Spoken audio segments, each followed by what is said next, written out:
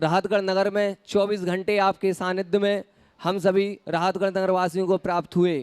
महाराज जी, आपने कल के प्रवचन में कहा था कि संत के समागम से एक चूहा बिल्ली, बिल्ली से हिरन, हिरन से शेर बन गया, लेकिन 24 घंटे में ही राहतगढ़ वाले आपके समागम से चूहा से सीधे शेर बन गए। बीच के न बिल्ली न हिरण न कुत्ता, ये न बन के सीधे शेर बन गए।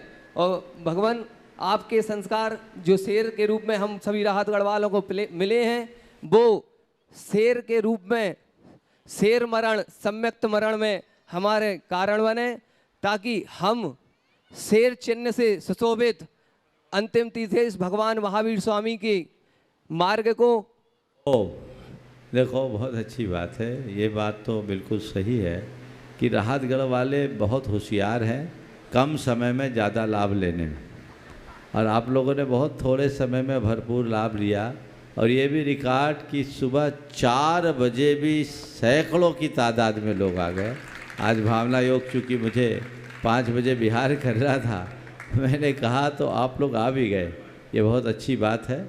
ऐसे ही अपना उत्साह बना के रखिए, दिन दुनी रात चौगुनी वृद्धि होगी। नमोस्तु महाराज। अगला नवीन कुमार जी जैन बटियावदा, और उसके बाद में हो गया। हाँ, तीनों ट्रस्टी हो गए। आज चौथे ट्रस्टी के रूप में गुणायतन से जुड़े हैं जाने माने ब्रह्मचारी प्रतिष्ठाचार्य बाल ब्रह्मचारी धीरज भैया जी और उनके परिवार से निधि जैन, उनकी हाँ भगिन बहन जो है वो प्रश्न पूछ रही है राहतगढ़।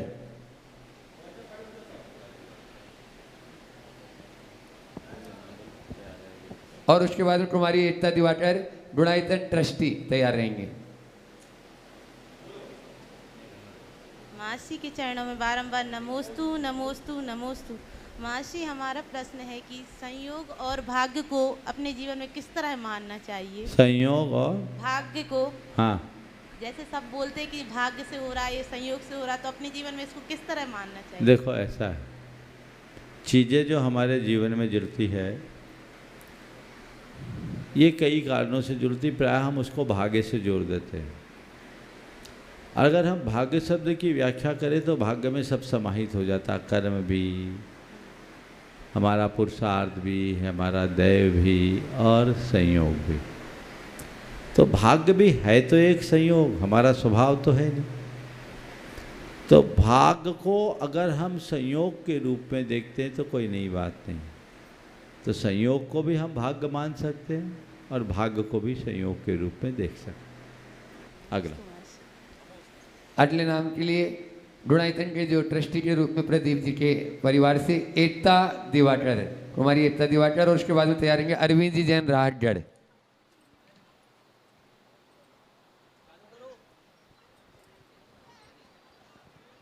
बोलो, प्रश्न बोलो। पूज्य मुनिवर के चरणों में मेरा परिवार की तरफ से त्रिवार नमोस्तु नमोस्तु नमोस्तु। मारीची ने अपने ही परिवार के विरुद्ध 363 मत क्यों चलाए थे? उनका ऐसा क्या बैर था अपने परिवार से? उनका कोई बैर नहीं था, और उनके मन का अहंकार था। और जब मनुष्य के चित्त में अहंकार हावी होता है तो वो सर्वनाश करने के लिए तत्पर हो जाता है। मारीच के भीतर का अहंकार सर्वनाश की तैयारी। और उन्होंने मतलब आदिनाथ भगवान के काल में जन्म लिया, पर वो महावीर के जीव थे, तो उन्हें वहाँ इतने लंबे अंतराल के बाद मोक्ष मिला, तो इतना लंबा काल उन्हें क्यों लगा? इसका कारण केवल ये है कि जब वो आदिनाथ भगवान के परिवार में जन्मा था तब अहंकार से भरा था, आदिनाथ भगवान के वचन का भी असर नहीं पड़ा। और जब वो उसका होनहार अच्छा हुआ, शेर की पर्याय में था, मुनि महाराज के वचन उसके जीवन को बदल दिए और उसका उत्थान हो गया। यही होनहार। नमोस्तु महाराज श्री। अरविंद जी जैन राहतगढ़ के बाद में आनंद जी जैन मीरखेड़ी तैयार रहेंगे। मुनिश्री प्रमाण सागर जी के चरणों में बारंबार नमोस्तु। त्रय मुनिराजों के चरणों में बारंबार नमोस्तु। छुल्लक जी महाराज के चरणों में नमोस्ते एक छामी। महाराज जी, हम लोग स्वाध्याय करते हैं तो एक मन में कई बार विकल्प भी उठता है और कई बार ये क्वेश्चन बार बार कि जैसे अदरक है, अदरक सूखने के बाद सोंठ का रूप परिवर्तित हो जाता है, लेकिन कई लोग कहते हैं जैसे आलू भी सूखने के बाद उसको उपयोग क्यों, उसमें क्या दोष है? जैसे अदरक सूखती वैसे आलू को सुखा के बता दो, फिर हमसे बात करना। हाँ, बिना पीस के आलू सूखता है क्या? समझ गए, दोनों में बहुत अंतर। चलिए, आनंद जी जैन मीरखेड़ी के बाद में श्रीमती रश्मि जैन, अनूप कुमार जी, जो यहाँ पर आप देख रहे हैं जो भी बिहार में चलने वाले हैं उन सब की भोजनशाला बहुत ही अच्छे से व्यवस्था कर रहे हैं। ऐसे अनूप जी के परिवार से श्रीमती रश्मि जैन, समस्त मुनि संघ के श्री चरणों में सादर उनके साथ में सुनील भैया और उनकी पूरी टीम तैयार रहेगी। और यहाँ के यदि पंडित जी हों इस मंदिर के तो वो पंडित जी भी अभी आ जाएंगे, उनका नाम यहाँ तक पहुँचा दें। महाराज जी, मेरा सवाल आज की एक बिहार की घटना से है। सुबह महाराज जी एक मूक प्राणी के लिए आपने संबोधन किया था, तो क्या महाराज जी वो अचेतन अवस्था में था, क्या वो संबोधन समझ सकता था क्या? और अगर समझ सकता है तो ओम ओम थोड़ा जोर से बोलिए आप। महाराज श्री, आज की बिहार की एक घटना से है क्वेश्चन। आपने एक मूक प्राणी को संबोधन किया था महाराज जी रास्ते में, और वो कुछ अचेतन अवस्था में था, वो कुछ समझ नहीं सकता था, तो क्या उसका कुछ संबोधन से उसका भला हुआ होगा? निश्चित वो अचेतन नहीं, पूर्ण चेतन है, पर वो मूक था तो हमारी बात को व्यक्त नहीं कर सकता। लेकिन पशु पक्षी भी हमारे उपदेशों को सुनते हैं। आपने देखा जब मैंने संबोधा तो वो अपना मुंह उठा के कैसे दिखाया, उसने बताया ना मुझे मैं यहाँ पीड़ा है, और मेरे ख्याल से वो बच भी गया होगा, आप लोगों ने उसकी चिकित्सा कराई होगी। हमें ज़रूर अपनी दया को मुखरित करना चाहिए और ऐसे प्राणियों के लिए जो संभव है सेवा करना चाहिए। नमस्ते। श्रीमती रश्मि जैन, अनूप भैया और पूरी भोजनशाला की टीम उसके बाद में तैयार रहेंगे। मोहित जी जैन, टीनू, राहतगढ़। नमोस्तु महाराज श्री। महाराज श्री, किसी ने अगर जिनालय बनाने का संकल्प लिया है, उसका लेकर अनुकूलता नहीं हो रही, तो उसके लिए इसमें क्या पुण्य मिलेगा कि पाप? देखिए, संकल्प लिया है और अनुकूलता नहीं हो रही है, इसका मतलब अभी अंतराय। अगर बुद्धिपूर्वक छोड़ता है तो पाप है, और परिस्थिति पूर्वक छोड़ता है तो उसके पाप का उदय चल रहा है। भावना भाए ताकि पाप का क्षय हो और वो अपने लक्ष्य को पूरा कर सके। नमोस्तु महाराज। मोहित जैन, टीनू के बाद में अंजलि गौरव जैन, जनता आयरन, राहतगढ़, साहगढ़।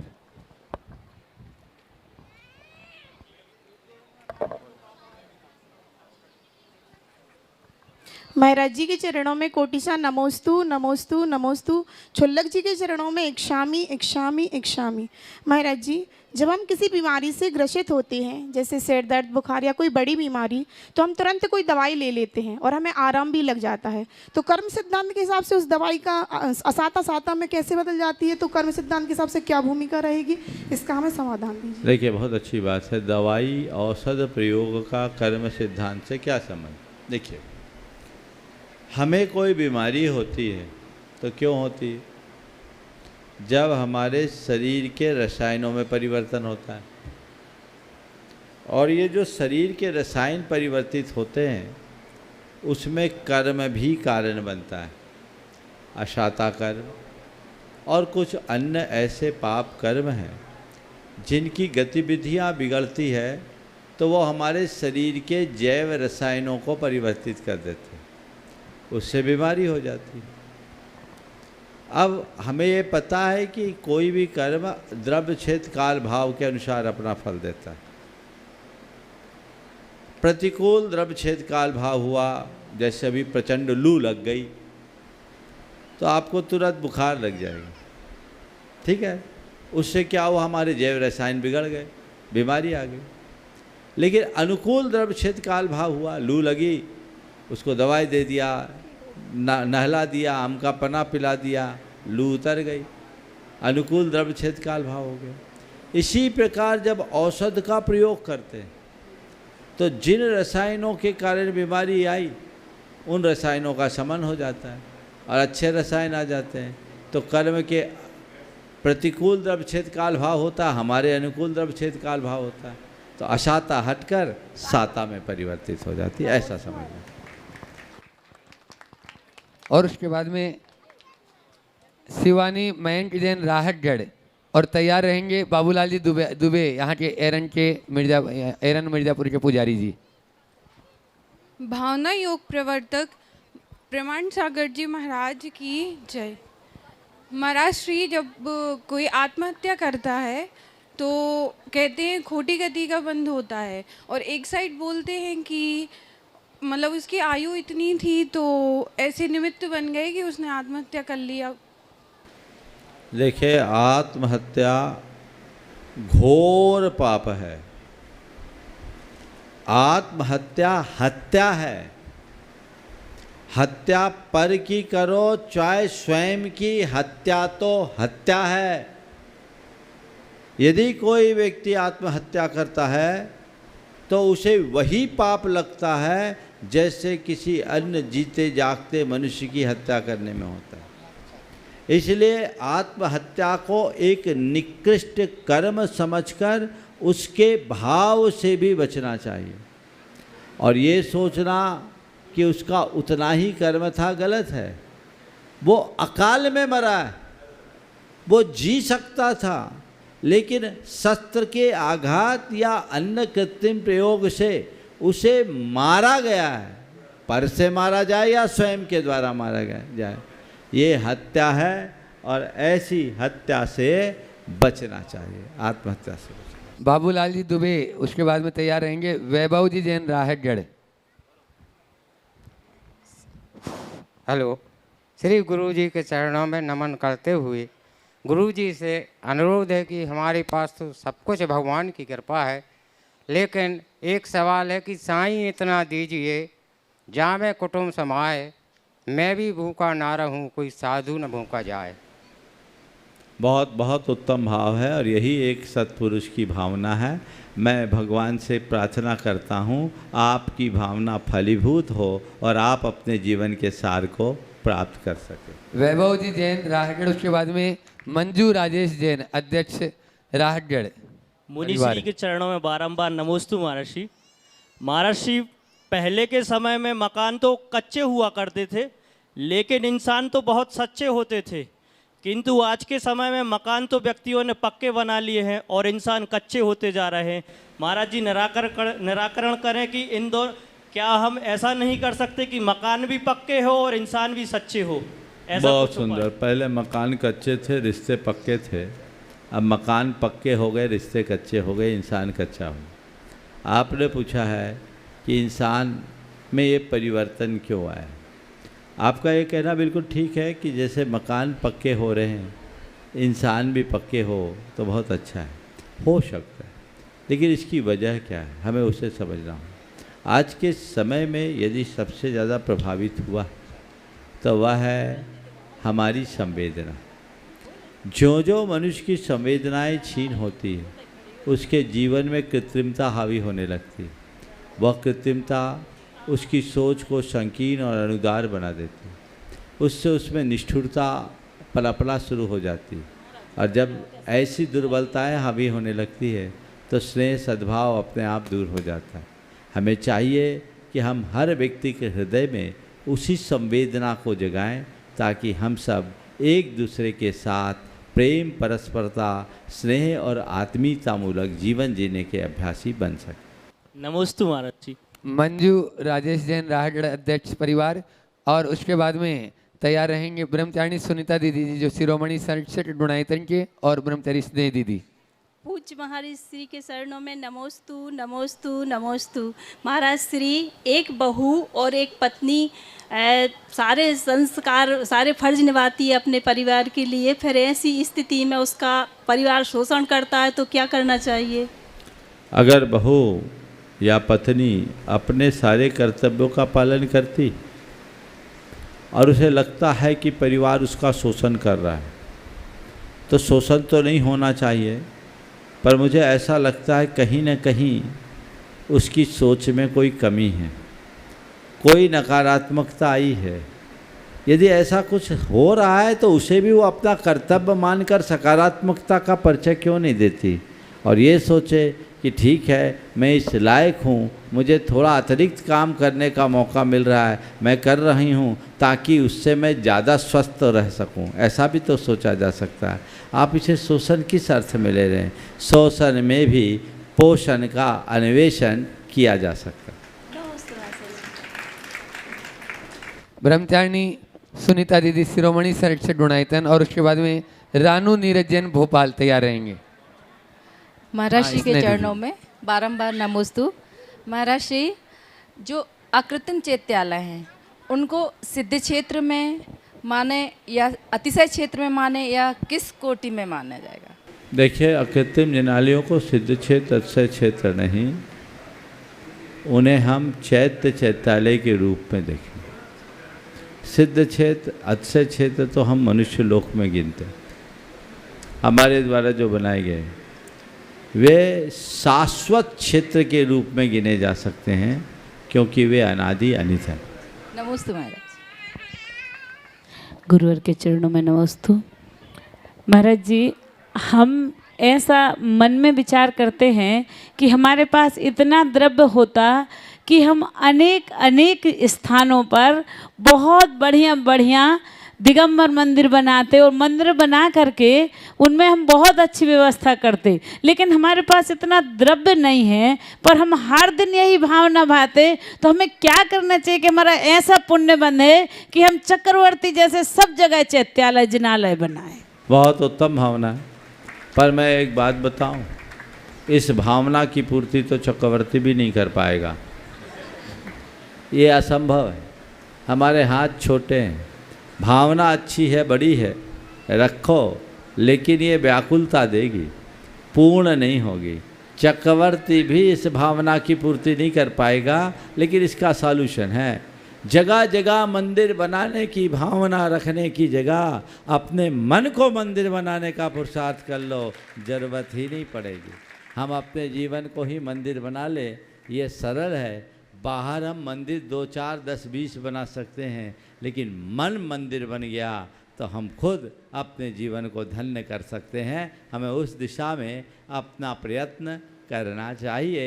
जब तक वो नहीं कर पाए तब तक समय, शक्ति और संसाधनों के रहते बाहर भी मंदिर बनाने का पुरुषार्थ करते रहना चाहिए। हम अपने मन को मंदिर कैसे बनाएं? बस मोक्ष मार्ग में लगो, मन मंदिर बनेगा। नमस्ते। रानू नीरज जैन भोपाल, और उसके बाद में तैयार रहेंगे पारुल समैया परिवार ललितपुर। रानू नीरज जैन भोपाल यहाँ पर उपस्थित हैं, जो अपना भावना योग का थोड़ा सामने आ जाओ, सामने की तरफ आओ।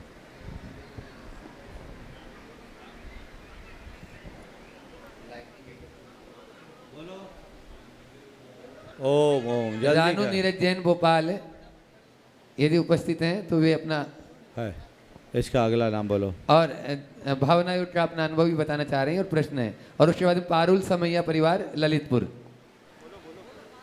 महाराज श्री के ललितपुर में, जी महाराज, ललितपुर वाले चलो। महाराज श्री के चरणों में बारंबार नमोस्तु नमोस्तु नमोस्तु। महाराज श्री, जैसे आत्मा का सुख हमेशा जैसे हमने पढ़ा है निर्विकल्प रहने में है, लेकिन संसारिक जीव के लिए ये हमेशा कुछ ना कुछ विकल्प रहते हैं। जैसे हम पूजन करें, जाप करें, कोई भी काम करें, हमेशा विकल्प हैं और लगातार उन कर्मों का उसमें कर्मों का बंध होता है। तो ऐसा क्या करें कि साथ साथ कर्मों की निर्जरा भी होती रहे? निर्विकल्पता में परम आनंद है, ये बिल्कुल सच है, लेकिन प्रवृत्ति में निर्विकल्प होना बड़ा मुश्किल है। पर मैं ये कहूँगा, निर्विकल्प ना हो पाए कोई चिंता नहीं, दुर्विकल्पों से बच जाओ, जीवन धन्य हो जाए। दुष्ट विकल्पों से बचो, शुभ विकल्पों को अपनाओ और भावना भाव, प्रभु कब मैं इससे ऊपर उठूं, जब निर्विकल्प। नमोस्तु महाराज जी। नंदिता जैन राहतगढ़, और उसके बाद में तैयार रहेंगे परी जैन राहतगढ़। रानू नीरज जैन भोपाल यदि यहाँ उपस्थित हैं। प्रणेता, भावना युग प्रवक्ता मुनि श्री 108 प्रमाण सागर जी महामुनि राज के चरणों में मेरा व मेरे समस्त परिवार का त्रैवान नमोस्तु नमोस्तु नमोस्तु। महाराज जी, मेरी जिज्ञासा यह है कि मैंने कुछ समय पूर्व अपने आप को संकल्प दिया था कि मैं डेली मंदिर जी जाकर भक्तांबर जी का पाठ करूंगी, पर अब हॉस्टल में रहने के कारण और मंदिर दूर होने की वजह से डेली मंदिर जाके भक्तांबर पाठ करना पॉसिबल नहीं हो पाता है।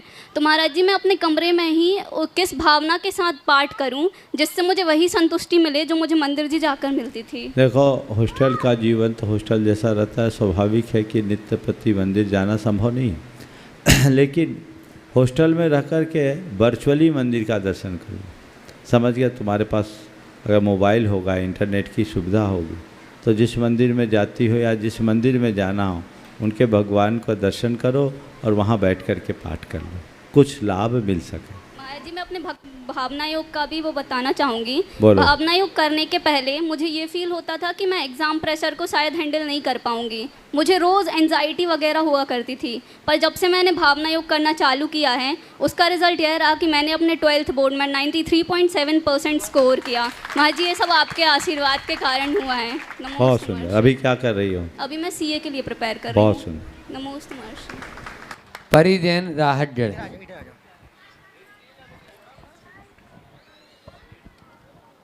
हे गुरुदेव, नमोस्तु नमोस्तु नमोस्तु। मेरी शंका यह है कि अपन कोई अयोग कार्य करने से बचने की वजह से योग कार्य भी छूट जाता है, तो ऐसा क्या करें कि अयोग कार्य भी ना हो और अयोग कार्य से बच जाएं और योग कार्य भी हो जाए? अयोग कार्य से बचने के चक्कर में योग कार्य भी छूट जाता है। आचार्य महाराज का एक हाइकू तुम्हारे सवाल के उत्तर में मैं सुनाना चाहूँगा। कुसंगति से बचो, सुसंगति में रहो न रहो। योग कार्य कर पाओ न कर पाओ, अयोग कार्य से तो बचो पक्के तौर पर। समझ गए? अगर अयोग से बचने के चक्कर में योग छूट जाए परवाह मत करो, पर अयोग नहीं होना चाहिए। ठीक। अब रहा सवाल, ऐसा क्या करे कि अयोग्य भी ना हो और योग छूटे नहीं? तो औचित्य का बोध करो, मन को पक्का बनाओ। जो वर्ज है वो करना ही नहीं और जो करनी है उसे छोड़ना नहीं। ऐसा लक्ष्य बना लोगे, दोनों काम। नमोस्तु महाराज। पूज्य महाराज श्री जी श्री चरणों में नमोस्तु करते हुए कि वे भी अपने संकट के माध्यम से हम सबको समाधान प्राप्त कराने में की कृपा करें। ऐसे पूज्य महाराज श्री श्री चरणों में नमोस्तु करते हुए मुनिश्री को नमोस्तु करते हुए सुना है 24 तीर्थंकर होते हैं और 24 तीर्थंकर में 19 तीर्थंकर ने विवाह रचाया और 5 तीर्थंकर ऐसे हुए जिन्होंने विवाह नहीं किया। तो आत्मानुशासन ग्रंथ में जिन्होंने विवाह ना करते हुए मोक्ष मार्ग अपनाया वो श्रेष्ठ है, किंतु यहाँ पर जो 5 तीर्थंकर को विवाह नहीं हुआ उसको दोष के रूप में ही माना गया। तो वास्तव अवसर्पणी का हुंडा और सर्पणी का दोष कहते हुए कि 5 तीर्थंकरों ने विवाह नहीं कराया, होना तो सभी का विवाह था। तो वास्तव में विवाह करना एक आदर्श परंपरा और श्रावकों के लिए उचित है, और आज बदलते परिवेश में लोग विवाह करना एक प्रकार की बहुत बड़ी समस्या समझ रहे हैं। तो क्या विवाह करना एक आदर्श जीवन के लिए उपयोगी है? कृपया निर्देशन। देखिए, ये बात बिल्कुल सही है। आजकल बोलचाल में ये कहा जाता है कि जिसने शादी कर ली उसकी बर्बादी हो गई, है ना। विवाह हुआ और कहे गई भैंस पानी में। लेकिन ये अवधारणा पूरी तरह सही नहीं। अगर विवाह नहीं है तो संतति नहीं, और संतति नहीं तो संस्कृति नहीं। ये संस्कृति आगे तभी तक बढ़ेगी जब तक संतति है, और संतति तभी आगे बढ़ पाएगी जब तक विवाह है। हमारे सभी तीर्थंकरों ने विवाह किया, 24 में से 19 ने किया, 5 एक संयोगवश जो हुंडा सर्पणी काल का दोष माना जाता है उनने विवाह नहीं किया। लेकिन विवाह करना बुरा नहीं है, विवाह के बाद उसी में फंस जाना बुरा है। हमारे तीर्थंकरों ने विवाह तो किया, लेकिन वैराग्य के पथ को अंगीकार किया। आप लोग विवाह करते हैं और फंस जाते हैं। विवाह करो, लेकिन गृहस्थाश्रम के बाद वानप्रस्थाश्रम और संन्यास आश्रम को अपना लक्ष्य बनाकर चलो, तो कोई हानि नहीं। इसलिए ये बात सही है कि वर्तमान में मुनियों की जो परंपरा है उसमें बाल ब्रह्मचारी संग चल रहा है, लेकिन मैं नहीं चाहता कि सब बाल ब्रह्मचारी बन जाए। अगर सब बाल ब्रह्मचारी बन जाएंगे तो धर्म वहीं थम जाएगा। इसलिए धर्म की परंपरा को आगे बढ़ाए रखने के लिए आप गृहस्थों की बड़ी भूमिका है। विवाह करके गृहस्थ बने पर ग्रस्त न बने, सद्गृहस्थ बने। यदि सद्गृहस्थी को अपना करके चलते हैं तो विवाह के बंधन से कोई कठिनाई नहीं होने वाली। इसलिए सद्गृहस्थी को अपने जीवन का आदर्श बनाना चाहिए और उसी के माध्यम से धर्म की परंपरा बढ़ानी चाहिए। यहाँ जितने लोग बैठे हैं ज़्यादातर लोग विवाहित हैं। ये मत सोचो कि हम तो विवाह में फंस गए सो गए, नहीं, अभी भी आपके लिए अवसर है। अपना प्रारंभिक दायित्व पूर्ण करें और उसके बाद अपने जीवन के लक्ष्य को पूर्ण करने के लिए वैराग्य के पथ को अंगीकार करें और संलेखना के साथ अपने शरीर के विसर्जन का रास्ता अंगीकार करें। ब्रह्मचारी प्रतिष्ठाचार्य धीरज भैया जी राहतगढ़ गुणायतन ट्रस्टी, और उसके बाद में तैयार रहेंगे कोषाध्यक्ष सकल दिनों जैन समाज राहतगढ़ संजय बाबा। पूज्य श्री के पावन श्री चरणों में बारंबार नमोस्तु करते हुए आज एरन गांव का सौभाग्य है कि पूज्य श्री का मंगल पदार्पण और शंका समाधान का ये सत्र यहाँ पर चल रहा है। तो महाराज श्री, मैं तो बस एक ही बात आपसे पूछता हूँ, क्योंकि आपकी 4 बातें बहुत अच्छी लगती हैं और इन 4 बातों पे कई किताबें निकल गई हैं, कई भाग निकल गए हैं, और यहाँ पर जैनेतर बंधु भी यहाँ पर बैठे हुए हैं जिनकी भावनाएं आज पहली बार यहाँ जुड़ रही हैं। उनके अंदर भी बहुत सारी जिज्ञासाएं, पर उनको समझ में नहीं आ रहा कि मैं कैसे रखूं। तो मैं आपसे बस इतना ही निवेदन कर रहा हूं कि इन सब की खुशहाल जिंदगी में 4 बातें कौन सी हैं जो इनके लिए एक दूसरे से जोड़कर एक दूसरे को बढ़ाने में सहकारी बने। नमोस्तु महाराज जी। अपने खुशहाल जिंदगी में ऐसी कौन सी 4 बातें जो एक दूसरे को जोड़कर एक दूसरे को आगे बढ़ाने में सहायक बने। 4 बातें मैं कहूँगा। अपने जीवन को आगे बढ़ाना चाहते हैं, स्थिरता रखना चाहते हैं, तो हमेशा याद रखें अपने जीवन में हम स्वयं के कष्टों के प्रति सहनशील बने, औरों के कष्टों के प्रति संवेदनशील बने। स्वयं के कष्टों के प्रति सहनशील बने, औरों के कष्टों के प्रति संवेदनशील बने, हमारा जीवन संस्कारशील बने और हमारा अंतर स्नेहशील बने, तो हमारा जीवन धन्य हो जाएगा। सहनशीलता, संवेदनशीलता, स्नेहशीलता और संस्कारशीलता जीवन के ऐसे मूल तत्व हैं जिन्हें आत्मसात करके हम अपने जीवन में बेहतरी घटित कर सकते हैं। संजय बाबा अपने प्रश्न रख रहे हैं और उसके बाद में तैयार रहेंगी एंजिल जैन बेगमगंज। महाराज श्री के चरणों में नमोस्तु नमोस्तु नमोस्तु। महाराज श्री, जब किसी धार्मिक व्यक्ति के जीवन में असहनीय कष्ट या रोग आ जाते हैं तो उन्हें देखकर लोगों को धर्म पर से विश्वास विचलित होने लगता है। ऐसी स्थिति में अपने भावों को कैसे संभालें? देखिए, अगर कोई लोग सोचते हैं कि धार्मिक व्यक्ति के ऊपर कष्ट नहीं आना चाहिए तो गलत धारणा है। अरे जितने कष्ट धर्मात्माओं पर आते उतने सामान्य लोगों पर नहीं आते। इसलिए धर्मी के जीवन में कष्ट आए तो घबराना नहीं चाहिए। उन्हें ये समझना चाहिए कि कसौटी पर केवल सोने को कसा जाता है, पीतल को नहीं। परीक्षा सतियों की होती है, वेश्याओं की नहीं। उपसर्ग संतों पर आते हैं, डाकुओं पर नहीं। सताया सज्जनों को जाता है, दुष्टों को नहीं। समझिए, घबराओ नहीं। अगर ऐसा आता है, आएगा। अरे पारसनाथ भगवान पर कष्ट आए, तुम कहाँ लगे?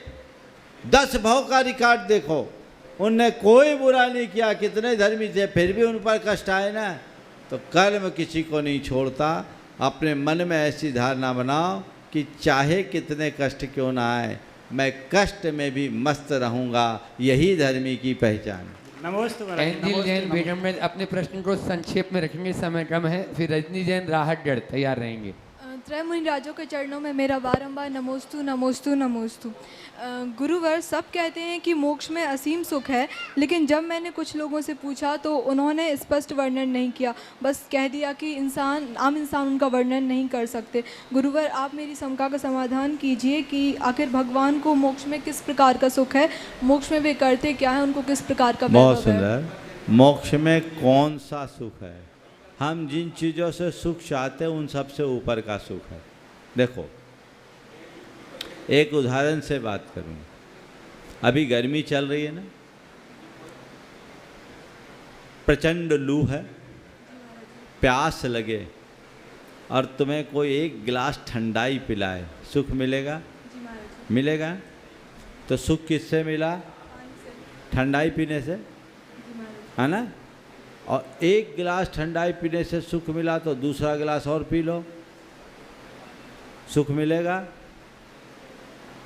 बोलो। उतना नहीं मिलेगा। फिर तीसरा गिलास पिएंगे तो और कम सुख मिलेगा। और चौथा पिला देंगे तो फिर नहीं मिलेगा। फिर तो उल्टी हो जाएगी। तो बोलो, सुख किससे मिला? अगर ठंडाई से सुख मिला तो जितना ठंडाई पियो उतना सुख बढ़ना चाहिए। तो हमें आपको जो सुख मिलता वो ठंडाई से सुख नहीं मिला, प्यास के बुझने से सुख मिला। यानी हमें जो सुख मिलता है उसके पहले दुख चाहिए। प्यास दुख है कि सुख? दुख। तो जितना दुख मिलेगा उतना ही सुख मिलेगा, ये संसार है। समझ गए? यानी बीमारी आए तो दवाई खाओ। तो बीमारी हमारे अंदर का दुख है और उसके समन के लिए 5 इंद्री की जो सामग्री है वो औषधि है। समझ गए? तो जो बीमार व्यक्ति है, जिसको प्यास है, उसको ठंडाई से सुख मिल सकता है, लेकिन जिसको प्यास ही नहीं उसे ठंडाई की ज़रूरत है क्या? जो बीमारी नहीं उसको दवाई की ज़रूरत है क्या? समझ गए? तो वह सब इंद्रिय विषयों से अतीत अपना जीवन जीते हैं। समझ गए? चलिए, भगवान जी दिन भर करते क्या है? कुछ करने की जरूरत ही नहीं, करना धरना सब छूट जाता है, आत्मा में ही लीन रहते हैं। रजनी जैन राहतगढ़ और उसके बाद में अंतिम प्रश्न दीपक जैन पार्षद जी, नगर परिषद राहतगढ़। नमोस्तु महाराज जी, नमोस्तु नमोस्तु नमोस्तु। मेरा विषय थोड़ा ज्योतिष से संबंधित है। अभी तक मैंने कभी ज्योतिष पे विश्वास नहीं किया। 63 साल शादी को हो गए, सब बच्चों के, लड़कियों के, सब बिना मिलान की शादियां हो गई, सब सुखी हैं। अब कुछ परेशानियां आ रही हैं तो बार बार ज्योतिष की तरफ विचार जा रहा है। तो मेरी आपसे विनती है। देखिए, ये अम्मा जी अभी 80 साल की हो गई है, 63 साल इनके विवाह को हो गया और इनके घर में कई शादियां हुई, उनने कोई मिलान नहीं किया और ज़िंदगी अच्छे से मिली रही। अब बोल रहे कुछ परेशानी आ रही है तो ज्योतिष के चक्कर में लग रहे। 63 साल के अनुभव को देखो, जब अभी तक ज्योतिष के चक्कर में नहीं पड़े तो आगे क्यों चल रहे? और ज्योतिष के चक्कर में पड़ने से परेशानियां नहीं मिटती, परेशानियां तो ज्योतिषियों को भी आती है, इसलिए विचलित मत होइए। बोलिए दीपक। दीपक जी जैन, नगर परिषद राहतगढ़। महाराज श्री के श्री चरणों में कोटिस बारंबार नमोस्तु नमोस्तु नमोस्तु। सर्वप्रथम हमारे राहतगढ़ के चौधरी परिवार के लिए मैं 2 पंक्तियों में अपनी बात कहूँगा कि शब्द नहीं है पास हमारे, शब्द नहीं है पास हमारे, कैसे खुशी का इजहार करें। हो बस में आज हमारे के चांद तारों की बौछार करें। आज जो हमारे चौधरी परिवार द्वारा करोड़ों रुपए की ज़मीन दान में देकर उस पर स्वयं के द्वारा जो भव्य मंदिर का निर्माण कराया जा रहा है, इस कार्य पुनित कार्य में हम सभी सकल दिगंबर जैन समाज की ओर से उनके पुण्य की अनुमोदना करते हैं एवं इसी से इस पुनित कार्य में हम लोगों से भी जो सहयोग बनेगा, निरंतर हम सभी लोग मिलकर उनका सहयोग करेंगे। और इसी से संबंधित आज का हमारा प्रश्न है कि किसी परिवार में अगर 2 भाई हैं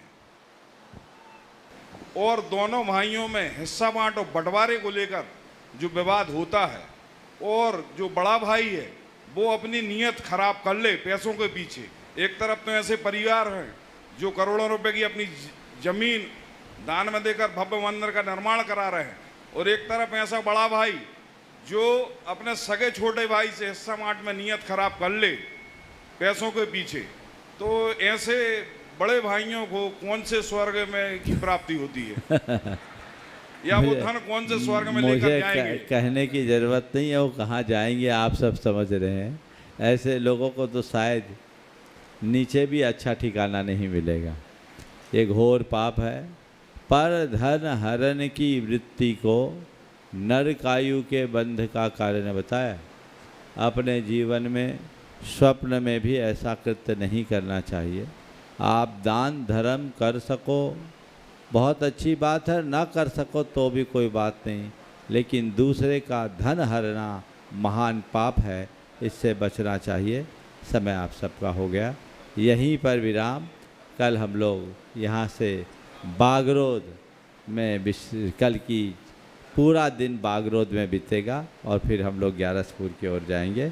बोलिए परम पूज आचार्य गुरुवर श्री विद्यासागर जी महाराज की जय।